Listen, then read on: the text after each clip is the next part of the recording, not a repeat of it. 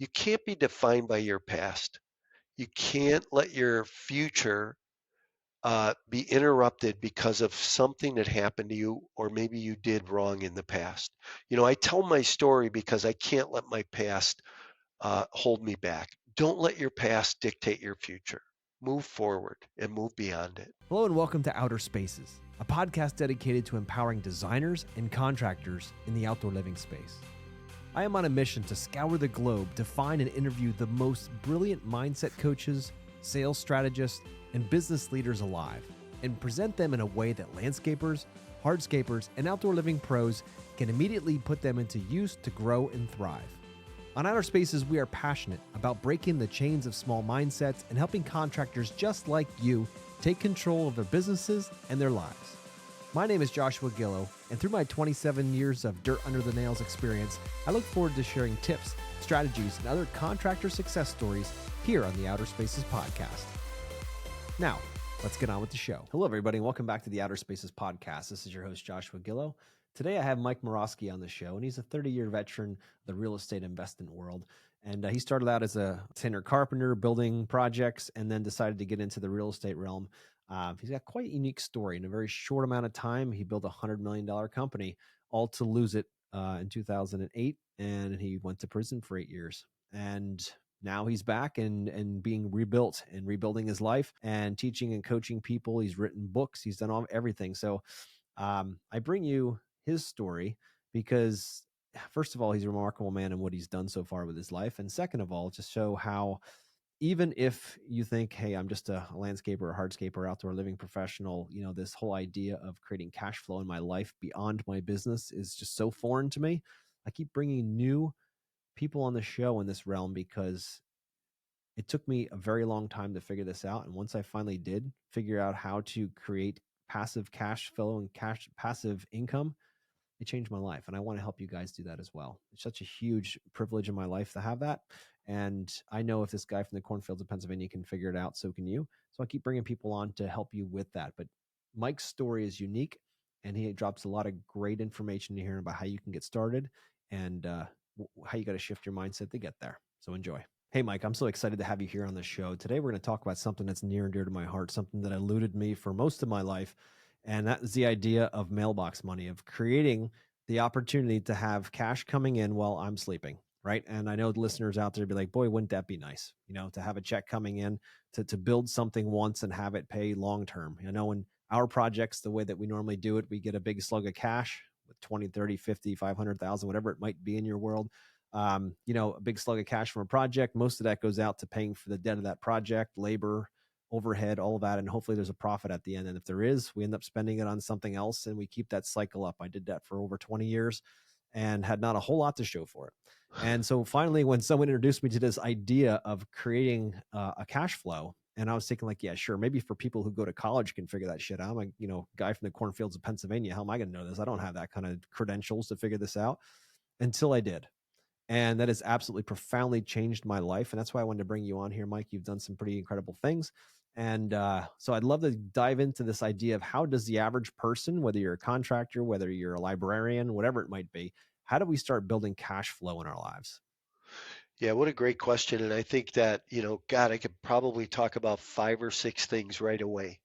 I heard somebody say a long time ago that there was two distinct ways to make money. You could exchange time for dollars, which is where we go to work and punch a clock every day, or you could create residual income. And residual income comes from, like you said, mailbox money, right? So if you're maybe in the insurance business and you are selling life insurance and it gets renewed every year, that creates residual income. But it's the same thing in what we do in the real estate apartment business. There's a reoccurring cash flow that happens from that. And that cash flow that comes in every month, really the goal of any entrepreneur should be to have your passive income, your cash flow, offset your monthly income so that you could leave your W-2 job or leave the rat race, right? That's right. That's right. So, and I think there's different systems out there that you can do it with. it's just a matter of putting things in place and learning what those are for you. No, absolutely. And I know there's a lot of vehicles to your point to be able to do that. And, in some of our businesses, you think, okay, well, we do maintenance, right? We mow lawns or do it commercially or we do it residentially. And that every single week or every single 2 weeks, whatever your cadence is, you get a, rotated revenue. You get constantly cash flow that way. But there's also expenses hooked to that and all those things too. So that's good. But oftentimes, you're still doing the work or you're Right. managing the people who are. And that's not a bad thing, but that's not true passiveness, right? The idea of passive income is to have it be passive, right? And have Right. minimal of your time involved. It's not like, hey, I didn't have to go to work and actually mow that lawn, but I still had to put 12 hours in to make sure that guy did it right.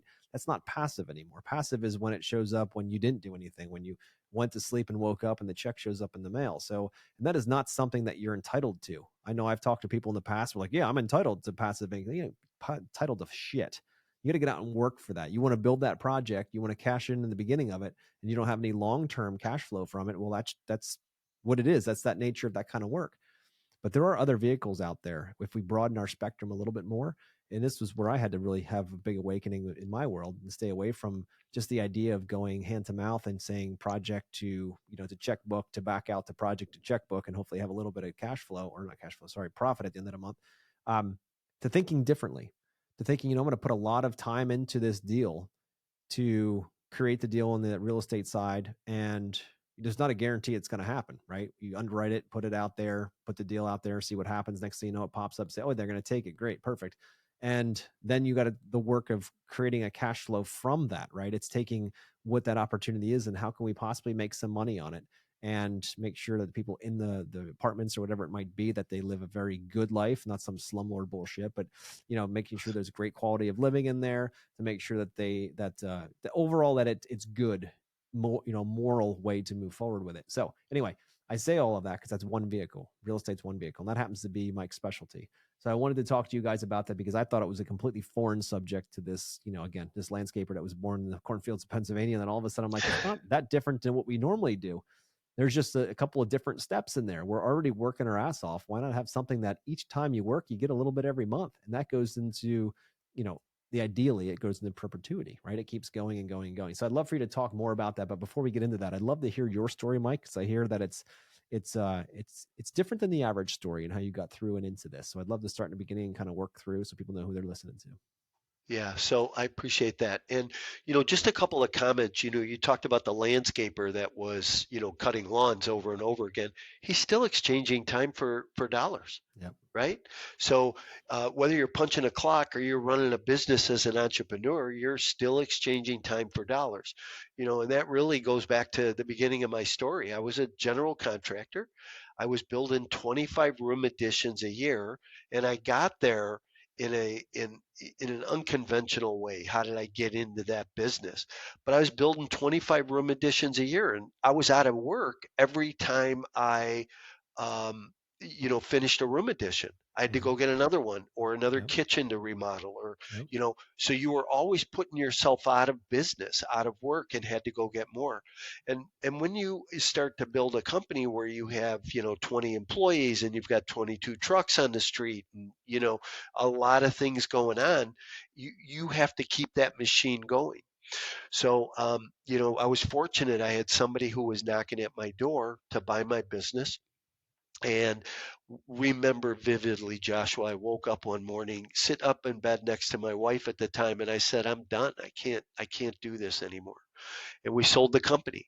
And, as an entrepreneur, you do everything, right? You do the marketing, the sales, the appointments, you order material, you schedule, you get to the job. And I was still in the field banging nails as a carpenter, and I was done. So I sold the company, and I took a year off, or thought I was going to take a year off. As an entrepreneur, Mm-hmm. I went right away. I bought two flats to rehab, and this is long before rehabbing or house hacking was sexy, Mm-hmm. and I started to rehab these units. So I during that rehab process, I met a real estate agent who was really successful.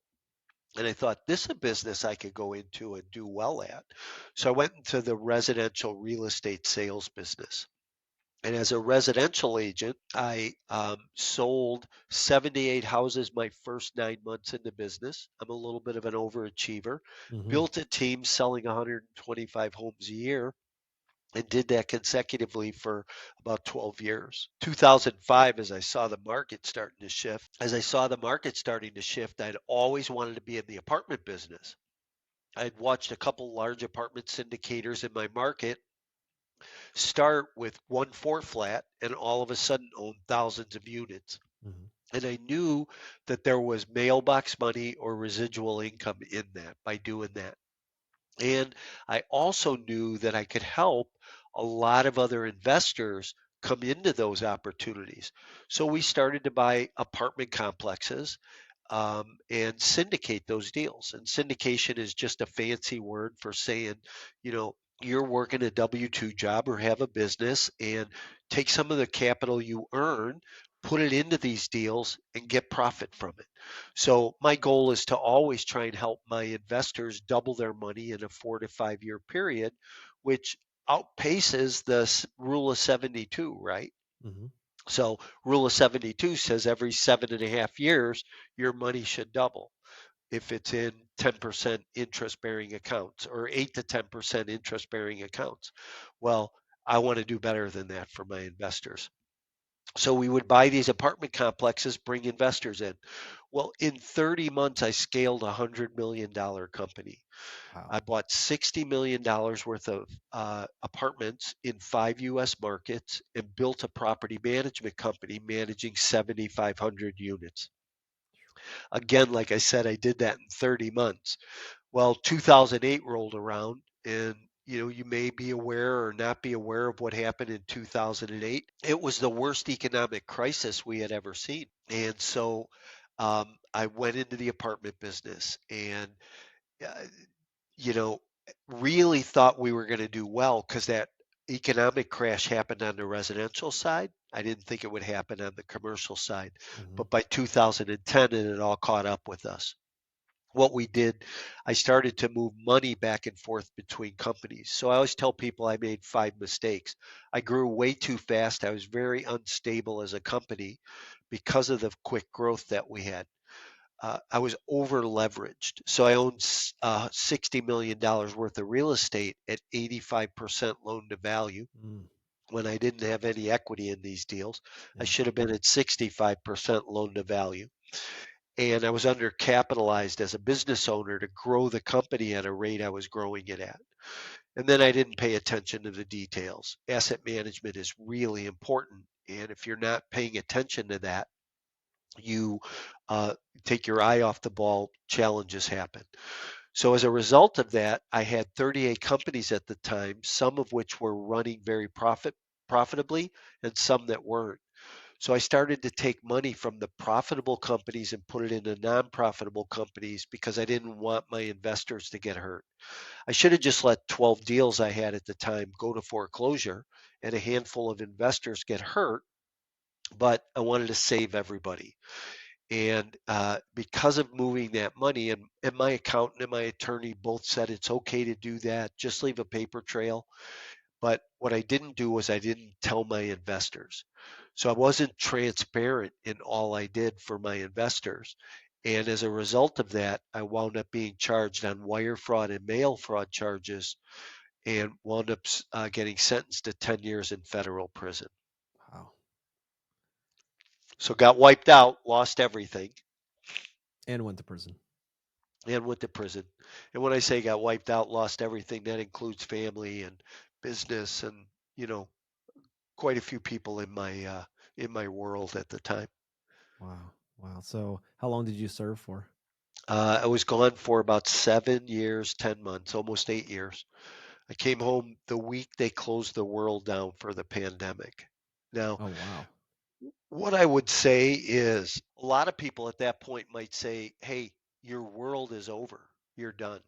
Yeah. And I actually thought that. I walked around for a number of weeks just wondering what happened and how I was going to get through this.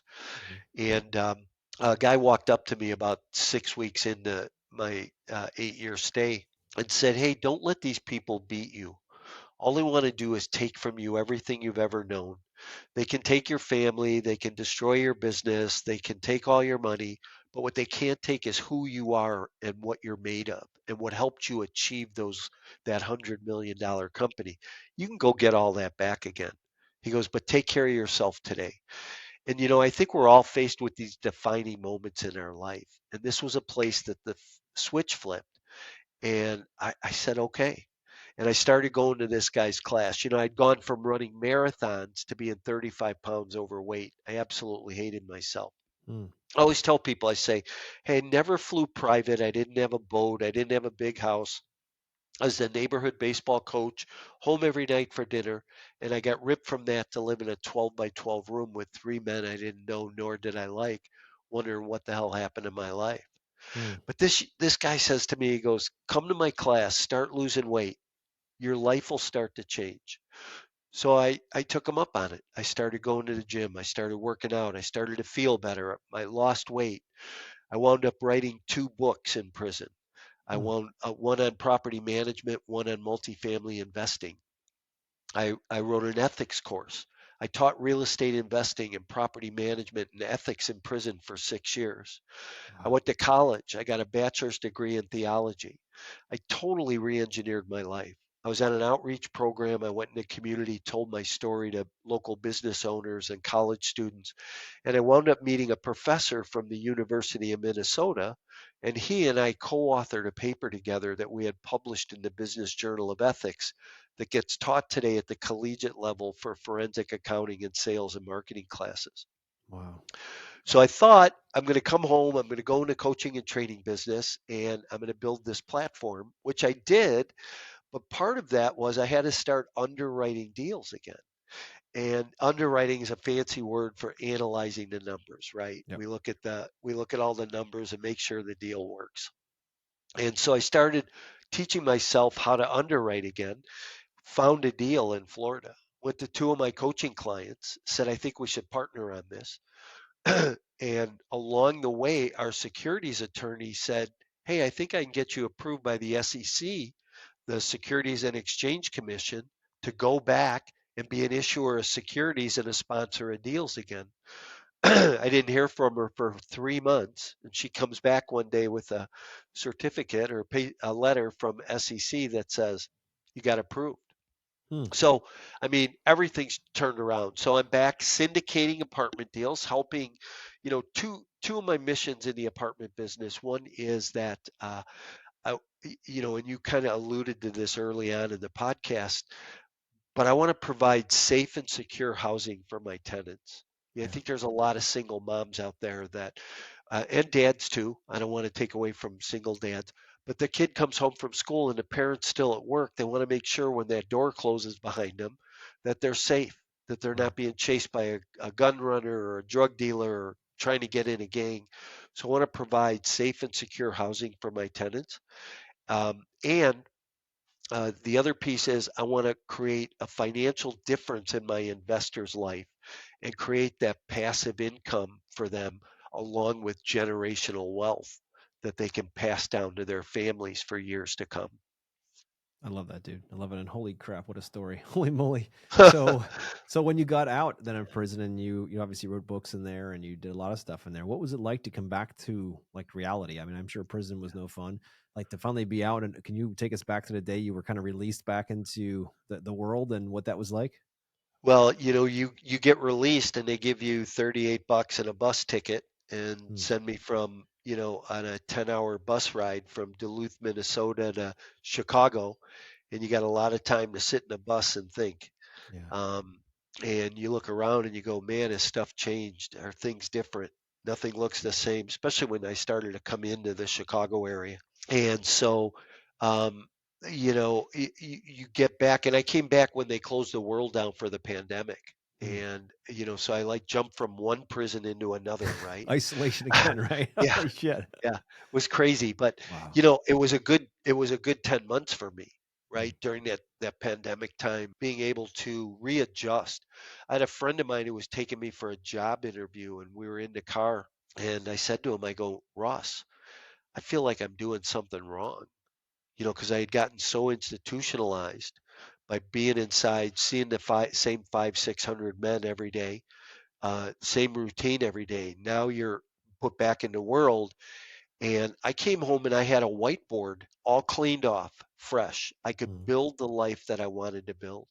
And I spent a lot of time before I came home deciding what that was going to look like. And, everything from the woman I wanted to have in my life, to the business I wanted to build, to the future I wanted to have, to the relationships I want to have with my children. And, I get to work on all of that today. mhm. I love that. So what was it like coming back and, having that clean whiteboard and saying, I'm going to start all over fresh? And, like, how was that to, going in to prison one mindset and coming out a different way and saying, I can restart this all again? What was that like? Yeah, it's very unsettling. It takes you a while to get used to being on the outside again. Um, but I came home and I was going to start this coaching and training event platform, and I was going to do live events, and you know, boy, I've been to a number of events the last couple of years, and I don't even want to be in that business. It's Mm, way too much work.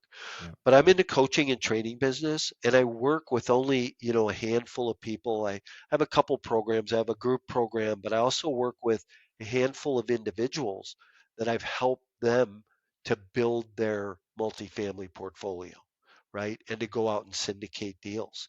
And I've had some really, successful students along the way. But it took a lot of re-engineering, thinking through, what you were going to do with your life and how you do things differently. You know, as simple as you went to eat every day at the same time for the same three meals every day, and you ate off a plastic tray with plastic silverware. And the first time I came home and sat in a restaurant and put a metal fork in my mouth, it was like, holy cow, this is Wow. different, you know? It's the little things, right, that you took for granted before. And now all of a sudden you're like, wow, this is amazing. Yeah, Yeah. yeah. There are little things a lot of little things we take for granted every day, Yeah. You don't know it till you don't have them anymore. So, right? wow, that must have been quite a transition. And how old were you when you came out of prison? I was 62, Wow. Wow. so Amazing. You get a whole nother lease on life now. yeah, I Very just good. turned 64. So I was 63.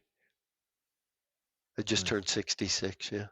Perfect. Yeah. Wow. So, all right. So for listeners out there that might be thinking, all right, this is great. That's one hell of a story. So when you do mentoring and coaching for people to get into this space, what are some of the first steps? If some of the listeners are out there thinking like, because I tell them and I tell others as well that the overall goal is when you make $100 that you put $5 or $10 away or more, but at a minimum, 5, $10 away, so you can start your journey into this direction because it's going to take some cash and you don't have to have all cash. Sometimes you can use other people's money. There's a lot of different deal structures out there.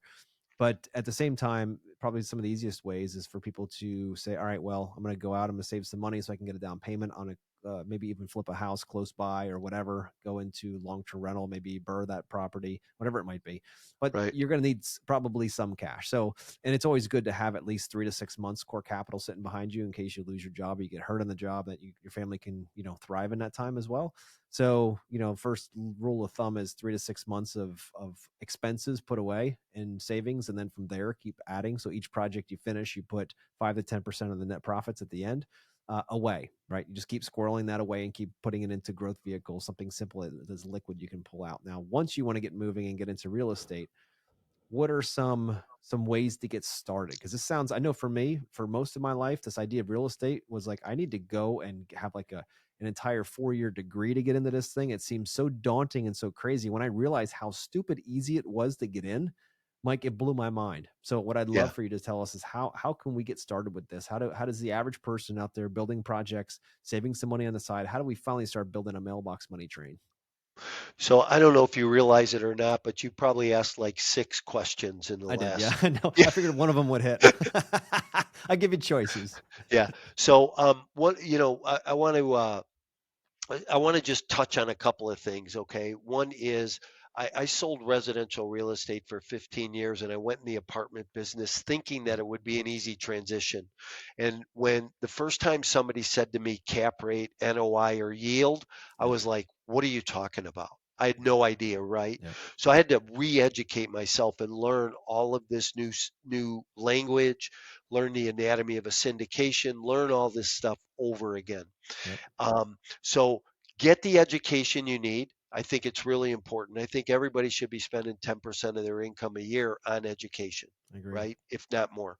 I've been in coaching programs and educational programs for 20 years, learning stuff. I still have two coaches in my life today Hmm. because, once you start to think that you know it all or you're the smartest guy around, you're done. You're You're done. wiped out. So, Hmm. um, so I think education is a big piece. There's some really key fundamentals, and three of them that come to mind right away are relationships. The relationships with the people who are around you or not around you yet are huge. You need to be building relationships every day, and there's different buckets of relationships you need to be building. The other thing is learn how to underwrite. Hmm. Okay, learn how to analyze deals, whether it's a single family BRRRR model, whether it's a large 200 unit multifamily project, or just, a 5 unit. Learn how to underwrite it, understand what needs to go into that. And the third thing is raising private capital.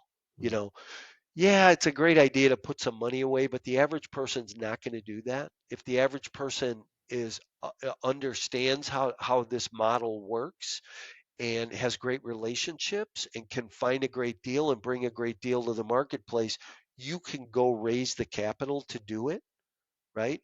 Somebody reached out to me the other day, said, "Can you teach me how to go and buy multifamily product and not use any of my own money?" I said, "Sure, if you're willing to learn and willing to do the hard work that gets involved." Yep. And then the other piece is creative, right? Be creative.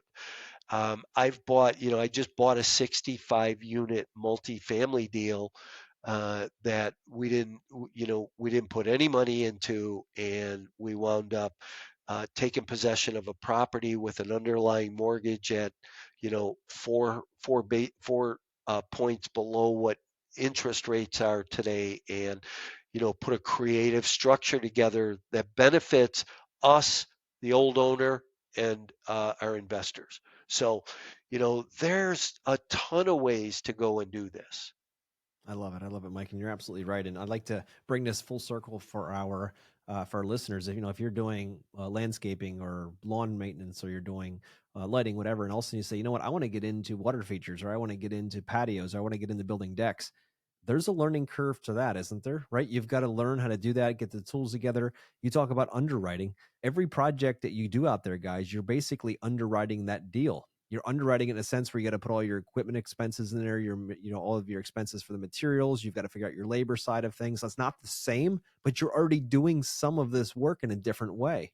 And what I'm saying is, when you have the opportunity to do it as a deal, like Mike is saying, whether it's a single family property or whether it's a multifamily um, apartment building, it's just a different kind of structure, right? And there's different parameters and different numbers to learn, just like with compacting, making sure you got the stone right when you put your pavers down, all that kind of stuff. Here you have to look at, okay, well, what's the interest rate and what's my internal rate of return and what's the NOI? Like all these terms you have to learn, just like you have to learn there when you're going from landscaping into other things. So my point is, there's a direct correlation. That's why I wanted Mike to come on, because at some point you realize that it's possible for you. And when you do learn that you can create this long-term generational wealth for your family, that's when the entire game changes. And that's my bigger hope for listeners out there. Realize that they have the capacity to make this happen and build those relationships, as Mike said. So, Mike, where's the best place for people to find relationships like this to start building so they can get started in this direction? Yeah, I think networking groups, right? Any meetup out there, any networking group, specific maybe to your industry or not specific to your industry. Yeah. Go meet other people that are building businesses and doing things.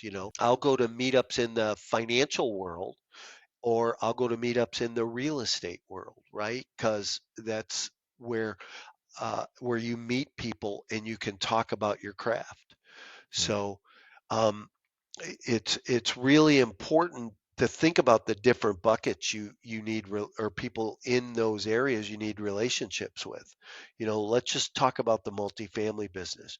You need broker relationships, you need lender relationships, you need insurance people relationships, Yep. and you need relationships with everybody else who has the potential to be a private investor in your real estate deal so that they can share in the profits with you.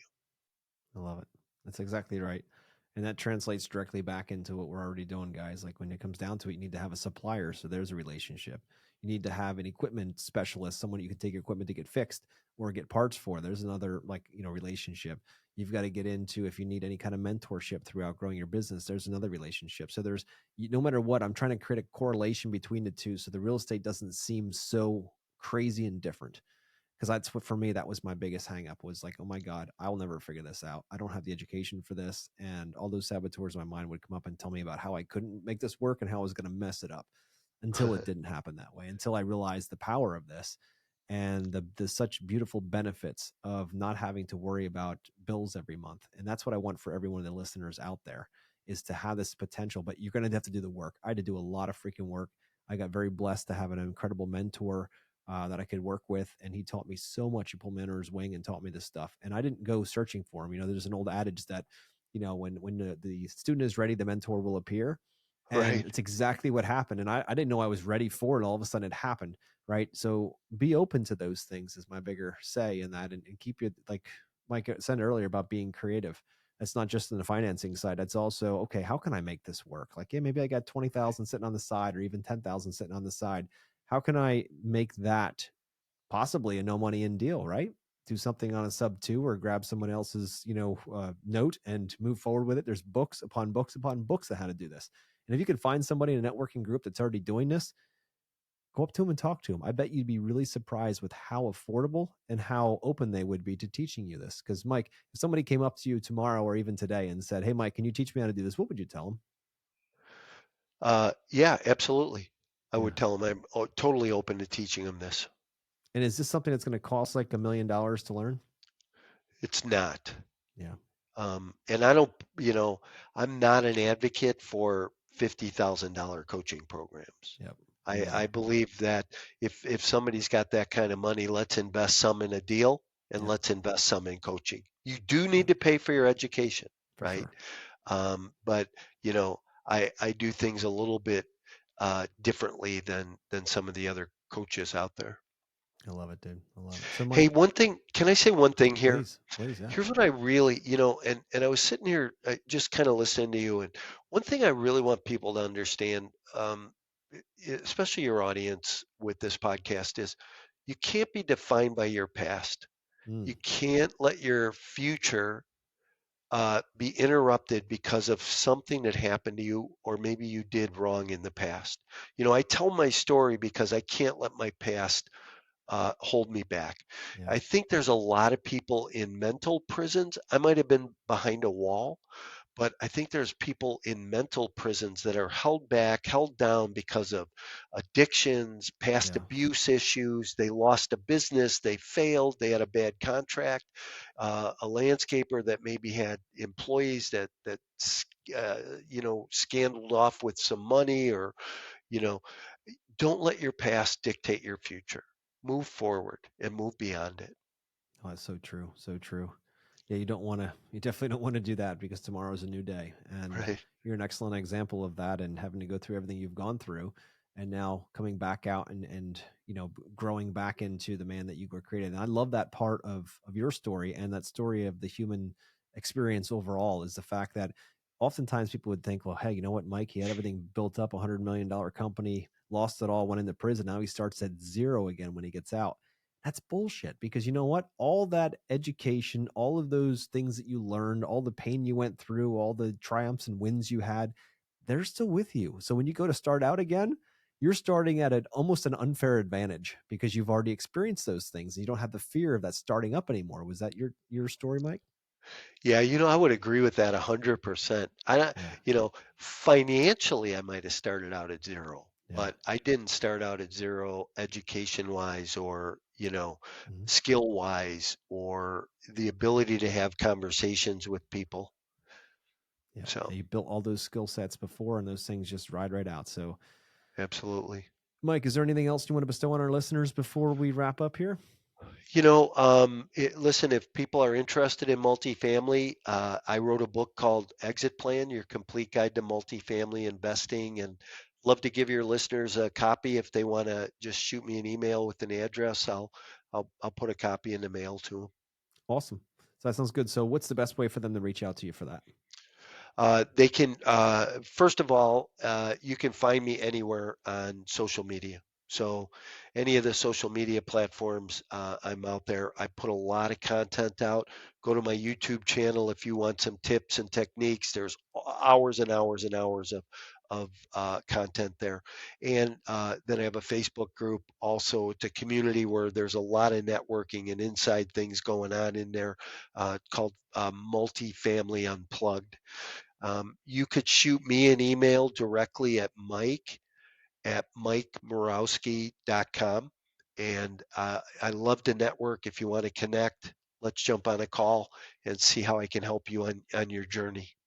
I love it, Mike. That sounds awesome. And you guys, I keep bringing on real estate investors on this show. And I know that might seem a little bit strange for people that are in the outdoor living space or landscapers or hardscapers, but I tell you right now that it's one of the most amazing things that God has, bestowed on my life is to have this opportunity to now be more focused on serving Him and serving my clients than it would be to trying to pay bills all the time. And if anybody out there, if just one of you guys takes the advice and starts reading and becomes dangerous in that category, gets into real estate and figures out how simple it is really to create cash flow for their family, that just doesn't impact you. That impacts your children and their children, and it continues to grow. So that's why this is so near and dear to my heart and why you're hearing it on this podcast. And I'll continue to have other excellent examples like Mike coming on in order to help you break through that mindset of it. I can't do that. I wasn't born that way. My parents didn't do that. I didn't go to school for this. I'm not smart enough for that. To break that bullshit out of your head so you can really realize that, yes, you can do this. Because if this guy from the cornfields of Pennsylvania could figure it out, so can you. So, Mike, thank you for coming on. And guys, talk more next week.